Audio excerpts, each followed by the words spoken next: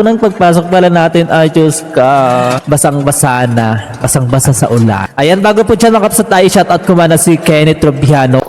Ayan, magandang buhay mga kapsat, welcome back. Actually mga kapsat, ay kahit umuulan, ay gumagala kami ng jowa ko, pupunta kami kay Mr. Hans. Kasi mga kapsat, kung hindi mo igagala yung jowa ko, so para makatipid kami ng pagkain, kasi pag doon sa bahay, kain ng kain. Kaya, igala ko na lang kapsat yung jowa ko para hindi palakain ng palakain, maubos na yung bigas namin. Mas maganda ilayo natin. Igala-igala muna natin kapsat. Kaya tumuulan. Nilalayo ko mga kapsat yung gawa ko para sa mga kapsat ay makaminus po kami at makatipid kami ng bigas kasi mag-andun lang sa bahay ay puro kain yung gawa ko.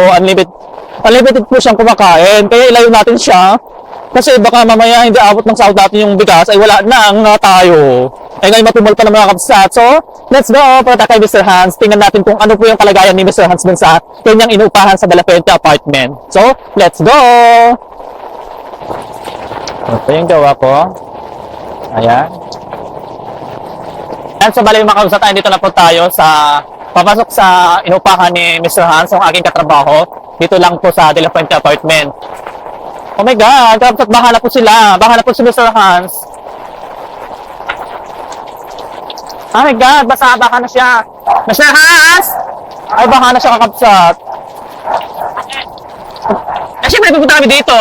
At ayan mga kapsat, pasukin po natin ang bahay ni Mr. Hans. Pagpasok po natin sa sa gate niya dito sa sala ay kitang-kita niyo naman mga kapsat ay bahana din po dito sa loob ng kanyang dito sa terrace niya mga kapsat. Oh, di ba? Ang lakas ng kasi sobrang lakas po kasi ng bugso ng ulan po dito mga kapsat. Kaya pasukin po natin ang kanyang bahay. Ayun na kapsat, ay papasukin po natin dito sa loob niya at unang pagpasok pala natin ay Diyos ka, basang-basa na, basang-basa sa ulan. Ayan, bago po dyan mga kapsat ay shoutout ko na si Kenneth Robiano. Ayan, magandang buhay. And then, to all family Robiano. Ayan, shout out sa inyong lahat. Ayan. Alam, grabe yung mga kapsat. Bahana siya talaga kapsat. Bahamas. Ayan. Kung dapat kay Mr. Hans dito, na lang siya. Hintayin niya na mapuno. Makalahati ng tubig dito para mag-alaga na lang siya ng isda. Diba? Kasi hindi nawawalan ng tubig dito sa Sibol. Actually, dito baha mga kapsat, kundi Sibol lang ito kapsat. Sibol. Galing Sibol lang ito kapsat. At kitang-kita ni mga kapsat dito sa kwarto ni Mr. Hans ay medyo magulong po mga kapsat dahil nga po ay patong-patong na nga po ang kanyang kagamitan dahil sa baha na sa mga kapsat. Binaha na siya at basang-basa na po yung makagamitan niya mga kapsat. At kita niya naman, ito yung pinaghimasan niya ng tubig.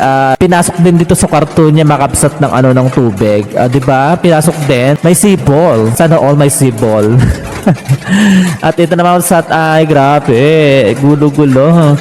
Ang gulo dahil nga po, di natin maiwasan mga kapsat na magulo ang ating bahay kung ganito mo naman yung sitwasyon natin na bigla-bigla lang na ng binabaha sa Sibol. At ito, kitang-kita niya man yung jowa ko ay tumulong na rin para sa ganun mabawasan ng konti ang tubig dito sa dito sa inuupahan ni Mr. Hans, di ba? Yan, grabe oh. So tulungan po natin. Ayan, grabe, sobra. So that's all. Thank you so much for watching. Follow for more. God bless you all.